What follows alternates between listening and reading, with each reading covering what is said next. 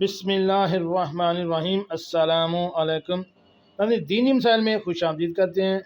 آج کی ہماری اس ویڈیو کا موضوع ہے کہ اگر آپ بھی ہر مانگنے والے کو بھیک دے دیتے ہیں تو نبی صلی اللہ علیہ وآلہ وسلم کا طریقہ کار کیا تھا، اس کے بارے میں بھی آپ کو تفصیل سے بتاتا ہوں۔ تو شروع کرتے ہیں آج کی ویڈیو۔ دین اسلام جس نے بھیک مانگنے سے سب سے زیادہ منع کیا ہو، محنت سے کمانے، کھانے اور کوشش و جدوجہد سے روزی حاصل کرنے پر سب سے زیادہ زور دیا ہو، اسی دین کا نام لیواؤں میں بھکاریوں کا تناسب سب سے زیادہ ہو۔ ہر چوراہے، گلی کوچے، ٹریفک سگنل اور مسجد کے سامنے بھیک مانگنے والوں کی بھیڑ دکھائی دے تو یہ کس قدر افسوسناک اور باعث شرم ہے۔ تو اس تقریر میں بتایا جائے گا کہ اگر آپ بھی پروفیشنل بھکاریوں اور مانگنے والوں کو بھیک دیتے ہیں تو حضور صلی اللہ علیہ وآلہ وسلم کا طرز عمل کیا تھا، اور آپ صلی اللہ علیہ وآلہ وسلم کا اس بارے میں فرمان کیا ہے۔ ناظرین، بھیک ایک ایسی لعنت ہے جس نے ہمارے پورے معاشرے کو اپنی لپیٹ میں لے رکھا ہے۔ اب اپنے گھر کی چار دیواری میں بیٹھے ہوں تو گھر پر مانگنے والوں کا ایک تانتا بندہ رہتا ہے، اور آپ گھر کی دہلیز سے باہر قدم نکالیں تو دکانوں پر، گلی چوراہوں پر، ٹریفک سگنل پر اور اس کے ساتھ ساتھ مسجد جیسی بابرکت جگہوں پر سوال کرنے والوں کی کمی نہیں آتی۔ اگر انفرادی سطح پر تو چھوڑیے، باشیت قوم بھی ہم مانگنے والوں میں ہی شمار ہوتے ہیں۔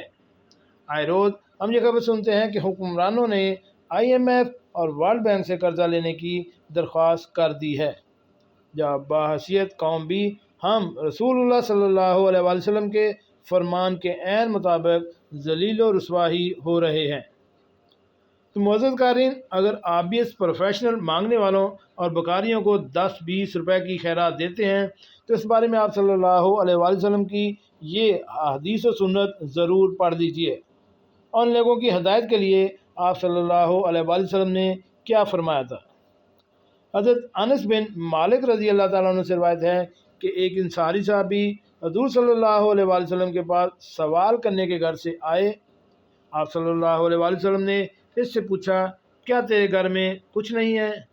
وہ بولے، کیوں نہیں، ایک کمبل ہے جس کا ایک حصہ ہم بچھا لیتے ہیں اور ایک حصہ اوڑھ دیتے ہیں، اور ایک پانی کا پیالہ ہے جس سے ہم پانی پیتے ہیں۔ آپ صلی اللہ علیہ وآلہ وسلم نے فرمایا، وہ دونوں چیزیں میرے پاس لے آؤ۔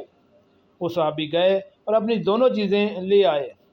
آپ صلی اللہ علیہ وآلہ وسلم نے ان دونوں کو ہاتھ میں لے کر فرمایا، ان کا خریدار کون ہے؟ ایک صحابی بولے، 1 دینار میں خریدتا ہوں۔ آپ صلی اللہ علیہ وآلہ وسلم نے فرمایا، 1 دینار سے زائد کون دیتا ہے؟ اس طرح آپ صلی اللہ علیہ وآلہ وسلم نے 2 یا 3 مرتبہ یعنی اس کا کمبل اور پیالے کی بولی لگی۔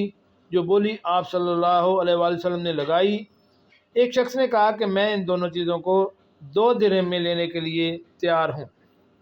بس آپ صلی اللہ علیہ وآلہ وسلم نے وہ دونوں چیزیں اس کے حوالے کر دیں اور اسے 2 درہم لے کر اس انصاری صحابی کو دے دیے، اور فرمایا، 1 درہم کی کچھ کھانے پینے کی چیزیں لے کر گھر والوں کے لیے لے جاؤ، اور 1 درہم میں 1 کلہاڑی خرید لو۔